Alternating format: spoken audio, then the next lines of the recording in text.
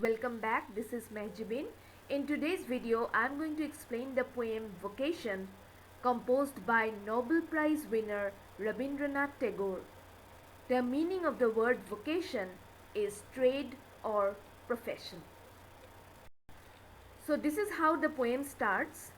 When the gong sounds 10 in the morning and I walk to school by our lane.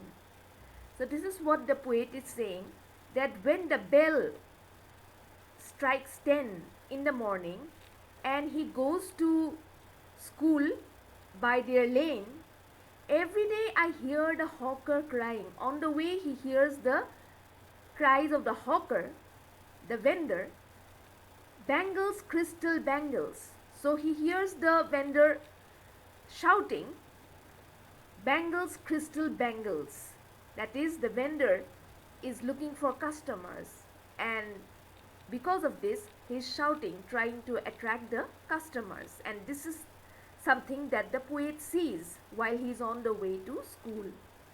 There is nothing to hurry him, there is no road he must take. So the poet feels that the hawker is going in a leisurely fashion. There is no road he must take. He does not have to take any particular road. He can wander around wherever he feels like. No place he must go to, no time when he must come home.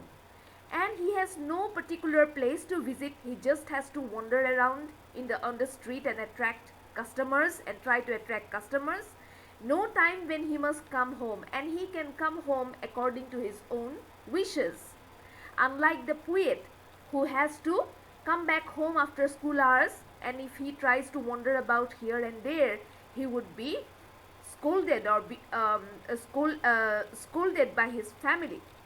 I wish I were a hawker spending my day in the road. So the poet wishes that he had the freedom of a hawker who spends his entire day in the road crying bangles, crystal bangles.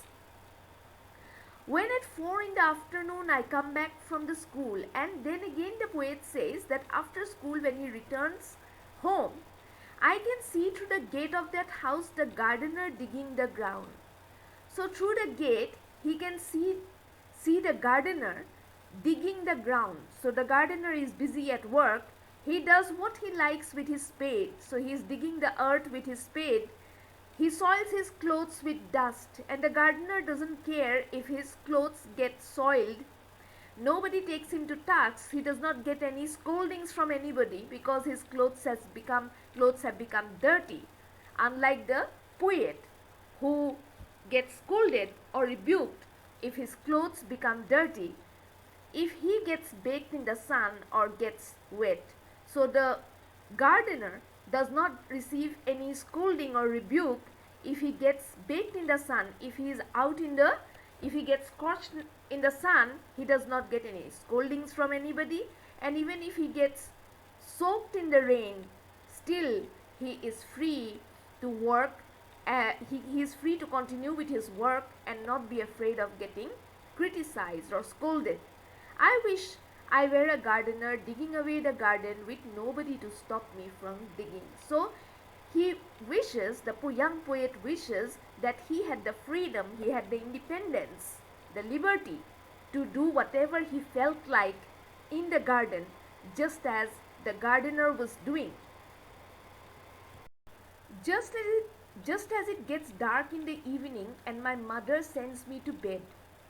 Now the poet says that in the evening, after dinner, when his mother sends him to bed to sleep, I can see through my open window the watchman walking up and down.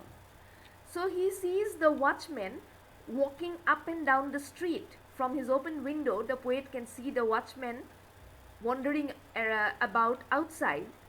The lane is dark and lonely, and the street lamp stands like a giant with one red eye in its head.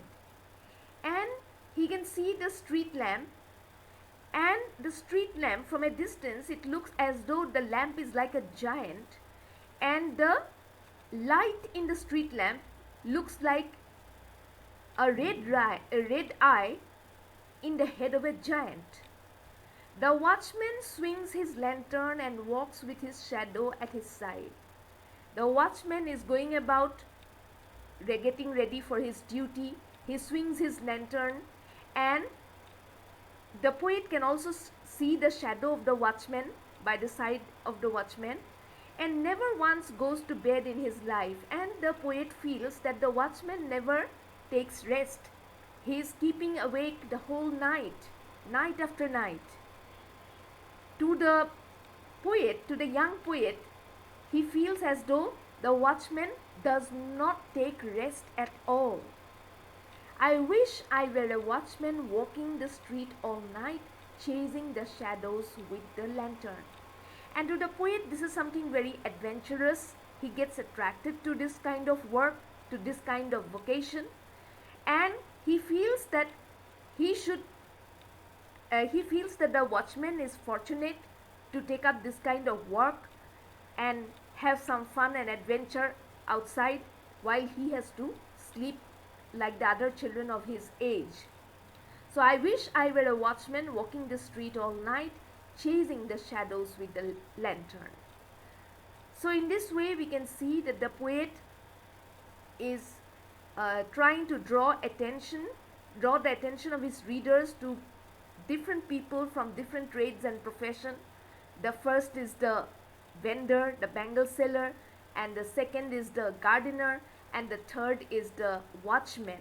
So the poet is trying to he's trying to convey the message that he feels that these people are luckier than him because they have the freedom to do anything they feel like for any amount of time that they feel like.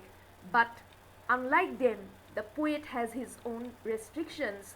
He has a particular routine, and if he does not follow his routine, he will get scolded by his family members.